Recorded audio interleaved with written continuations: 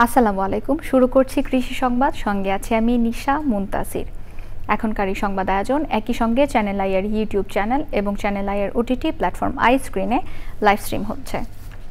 নগরের ছাদ কৃষি হয়ে উঠেছে অবসরপ্রাপ্ত নাগরিকদের জন্য সময় কাটানোর মাধ্যম, আবার পরিবারকেও দিচ্ছে নিরাপদ খাদ্যের নিশ্চয়তা। তবে ছাদ কৃষিকে টেকসই করতে প্রয়োজন উপযুক্ত উপকরণ এবং সরকারি নীতিগত সহায়তা, এমন দাবি জানাচ্ছেন উদ্যোক্তারা। বিস্তারিত জানাচ্ছেন শাইখ সিরাজ। ঢাকার বাড়িধারা ডিওএইচএস এর আবাসন এলাকা। এখানে 6 তলা ভবনের উপরে ছাদ জুড়ে একখণ্ড সবুজের আয়োজন। এর উদ্যোক্তা কর্নেল অবসরপ্রাপ্ত মোশাররফ হোসেন। কর্মজীবনের অবসরের পর বার্ধক্যের সময়টাকে ফলপ্রসূ করে তুলতে এই ছাদ কৃষি করেছেন।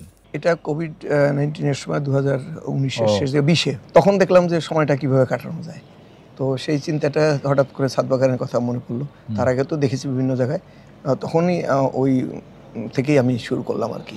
এখান থেকে মিটছে দরকারি নিরাপদ পুষ্টির অনেকখানি। কালকে যেমন এই এখান থেকে 5-6টা ঢেঁড়স নেওয়া হয়েছে, এই পুঁইশাক, ঢেঁড়স, এই ধরনের জিনিসগুলো। প্রচুর পুদিনা পাতা, হ্যাঁ প্রচুর। লেবু গাছ করে আনা হয়েছে। শুধু বয়স্ক নাগরিকদের জন্য নয়, নগরের সব শ্রেণী পেশার মানুষের জন্য ছাদ কৃষি হতে পারে স্বস্তির স্থান। তবে ছাদ কৃষিকে এগিয়ে নিতে দরকার সরকারি নীতি সহায়তা বৃদ্ধি করা।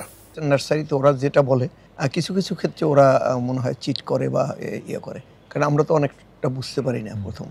তবে আমাদের ওই কৃষি সম্প্রসারণ বিভাগ বা ইত্যাদি থেকে যদি কেউ এসে সরাসরি মাটিটা চেঞ্জ করা দরকার, বা অনেক দেরিতে করেছেন, আরও 1 বছর পর পর বা 1.5 বছর পরামর্শ যদি থাকতো আমাদের, এবং সেইভাবে যদি কেউ করে সাহায্য সহযোগিতা করে, তাহলে আমাদের জন্য সুবিধা হতো আর কি।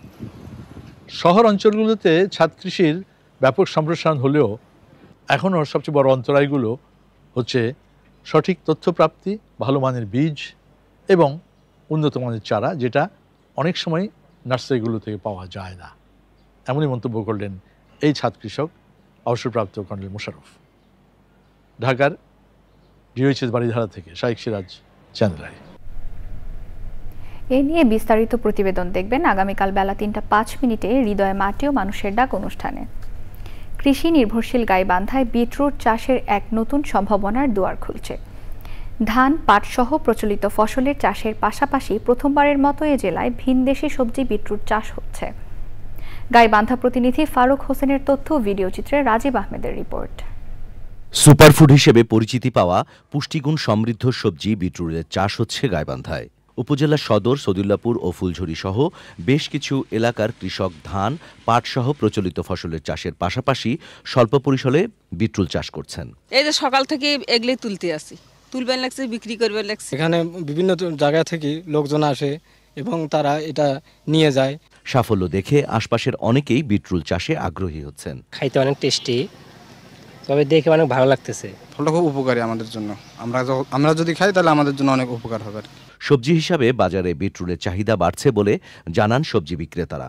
80 টাকা কেজি বিক্রি হচ্ছে, ভালো। আপনাদের ফল হিসেবে যথেষ্ট ভালো। প্রথমে বেচছি, কিন্তু তুলনামূলক আস্তে আস্তে গতি বাড়িচ্ছে না।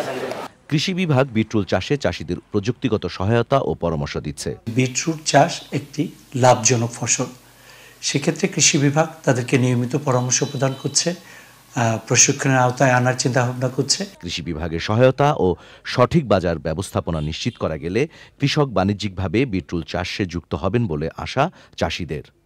Rajib Ahmed, Channel I. দর্শক, এই ছিল এখনকার সংবাদ আয়োজন। এতক্ষণ সাথে থাকার জন্য ধন্যবাদ সবাইকে।